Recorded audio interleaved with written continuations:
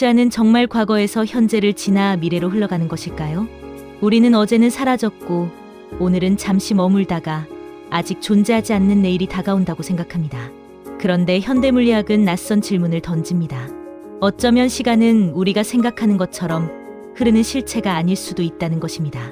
그렇다면 또 하나의 질문이 생깁니다.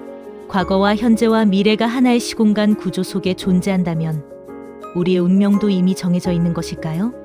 사주팔자와 대운, 세운에는 앞으로 일어날 사건이 영화 필름처럼 모두 기록되어 있는 것일까요? 오늘은 현대물리학의 시간론을 하나의 사유 도구로 삼아 사주명리학의 운명과 자유의지를 생각해 보겠습니다. 아인슈타인의 상대성이론이 보여준 중요한 사실 가운데 하나는 우주 전체가 공유하는 절대적인 현재를 정하기 어렵다는 것입니다. 서로 다른 속도로 움직이는 관찰자는 멀리 떨어진 두 사건이 동시에 일어났는지에 대해 서로 다르게 판단할 수 있습니다. 빠르게 움직이는 시계와 천천히 움직이는 시계는 서로 다른 시간을 기록하고 중력이 강한 곳과 약한 곳에서도 시간의 속도는 달라집니다. 즉 시간은 우주 전체에 똑같이 흐르는 하나의 강물이 아닙니다. 상대성이론을 철학적으로 해석한 대표적인 관점이 블록 우주론입니다. 블록 우주론에서는 우주를 공간과 시간이 결합된 하나의 4차원 구조로 바라봅니다. 영화 필름을 생각해 보겠습니다. 관객은 첫 장면부터 마지막 장면까지 순서대로 영화를 봅니다. 하지만 필름 전체를 펼쳐놓으면 첫 장면과 마지막 장면이 모두 필름 위에 존재합니다. 우리가 사건을 순서대로 경험한다고 해서 시간 자체가 실제로 흘러야만 하는 것은 아닐 수 있다는 것입니다. 물론 블록 우주론이 미래의 모든 사건이 이미 결정되어 있다는 사실까지 과학적으로 증명한 것은 아닙니다. 이것은 상대성이론에서 나올 수 있는 철학적 해석 가운데 하나입니다. 그러나 이 관점은 명리학에서 말하는 운명을 다시 생각하게 만듭니다. 사람은 자신이 태어난 연월일시를 선택할 수 없습니다. 태어나는 순간 사주 8글자가 정해집니다. 대운이 들어오는 순서와 시기, 매년 찾아오는 세운도 개인의 의지로 바꿀 수 없습니다. 저는 이 부분을 운명의 결정론적 구조라고 봅니다. 원국은 태어날 때 주어진 기본 구조입니다. 어떤 환경에 민감하게 반응하는지, 무엇이 강점이고 무엇이 취약한지, 특정한 변화가 들어올 때 어느 영역이 움직이기 쉬운지를 보여주는 틀입니다. 대운은 장기간 지속되는 환경과 방향입니다. 세운은 그 환경 속에서 특정한 가능성을 현실 사건으로 끌어내는 촉발점입니다. 정리하면 원국은 기본 구조이고 대운은 장기 환경이며 세운은 사건을 현실화하는 트리거입니다. 원국과 대운, 세운의 글자가 만나는 시점은 계산할 수 있습니다. 어느 시기에 합이 형성되고 어느 시기에 충이 발생하는지는 개인이 마음대로 바꿀 수 없습니다. 예를 들어 원국과 운에서 자수와 오화가 만나 좌우충이 형성되는 시점은 이미 정해져 있습니다. 이때 수와 화의 충돌, 이동과 단절, 감정의 격화, 생활 리듬의 변화 같은 성격이 강해질 수 있습니다. 하지만 좌우충이 들어왔다고 모든 사람에게 똑같은 사건이 발생할까요?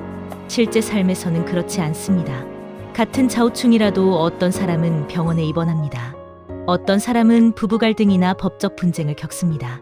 어떤 사람은 이사하거나 직장을 옮깁니다.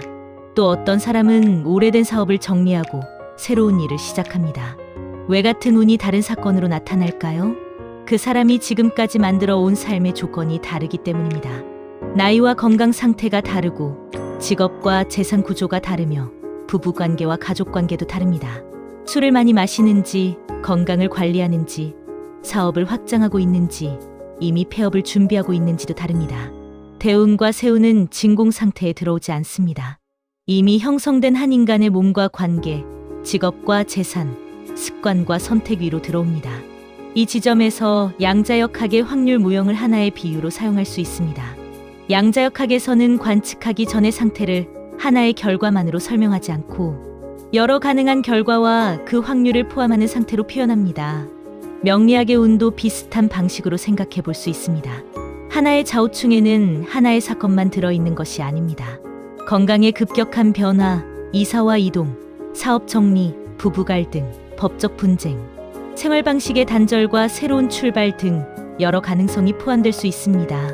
그중 어떤 사건이 현실로 나타나는지는 그 사람이 만들어 놓은 삶의 조건에 따라 달라집니다. 다만 양자역학이 명리학을 과학적으로 증명한다는 뜻은 아닙니다. 십성과 오행이 실제 양자입자처럼 작동한다는 과학적 증거도 없습니다. 현대 물리학의 개념을 명리학의 구조를 이해하기 위한 비유로 사용하는 것입니다. 예를 들어 고혈압과 당뇨, 비만, 수면 부족이 누적된 사람에게 강한 충이 들어왔다고 가정해 보겠습니다. 이 사람은 이미 신체적으로 취약한 조건을 만들어 놓았습니다. 이 경우 변화의 압력이 건강 문제를 통해 현실화될 가능성이 커질 수 있습니다. 운이 갑자기 병을 만들어냈다기보다 누적된 취약성이 변화의 시기에 표면으로 드러난다고 보는 것이 더 합리적입니다. 반면 술과 유흥을 즐기고 감정 조절이 어렵고 사람들과 자주 충돌하는 사람에게 같은 충이 들어오면 음주 시비나 사고, 경찰서 출입, 합의금 지출 같은 사회적 사건으로 나타날 수 있습니다. 또 사업 적자와 동업 갈등이 누적된 사람에게는 폐업, 점포 이전, 동업 해체, 새로운 업종으로의 전환으로 나타날 수 있습니다. 운은 같지만 사건이 빠져나오는 현실의 통로가 다른 것입니다. 그렇다고 아무 사건이나 무작위로 나타나는 것은 아닙니다. 여기서 십성과 오행의 역할이 중요합니다. 재성이 작동한다면 돈, 재산, 거래, 사업, 소비, 소유권, 배우자와 관련된 영역이 중심이 됩니다.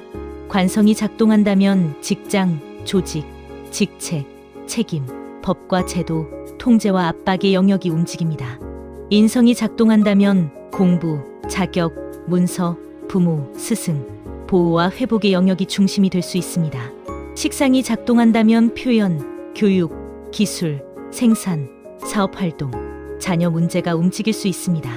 비겁이 작동한다면 형제, 동료, 경쟁, 협력, 분배와 재산 다툼의 문제가 나타날 수 있습니다. 따라서 사건은 다양하지만 무한하지 않습니다. 십성과 오행은 구체적인 사건 하나를 지정하는 암호라기보다 사건이 나타날 수 있는 의미의 범위와 문법을 제한합니다.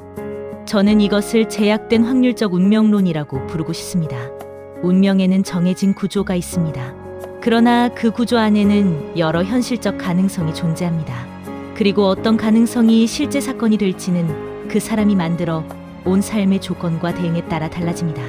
이 관점에서 운명은 완전히 결정되어 있지도 않고 완전히 자유롭지도 않습니다. 원국과 대운, 세운의 순서와 시기는 바꾸기 어렵습니다. 그러나 어떤 직업을 선택하고 어떤 사람을 만나며 건강과 재산을 어떻게 관리할 것인지는 어느 정도 바꿀 수 있습니다. 운의 구조는 선택할 수 없지만 운이 지나갈 현실의 통로는 설계할 수 있습니다. 태풍의 진로는 우리가 바꿀 수 없습니다. 그러나 배수로를 정비하고 창문을 보강하고 위험한 지역을 피하는 것은 가능합니다. 똑같은 태풍이 와도 모든 집이 똑같은 피해를 입지는 않습니다. 운의 시점과 성격은 정해져 있을 수 있지만 사건의 구체적인 형태와 피해의 크기까지 모두 정해져 있는 것은 아닙니다. 그렇다면 개운이란 무엇일까요? 저는 개운을 운을 없애는 행위라고 생각하지 않습니다. 개운은 운이 발현될 통로를 더 안전하고 유익한 방향으로 바꾸는 것입니다.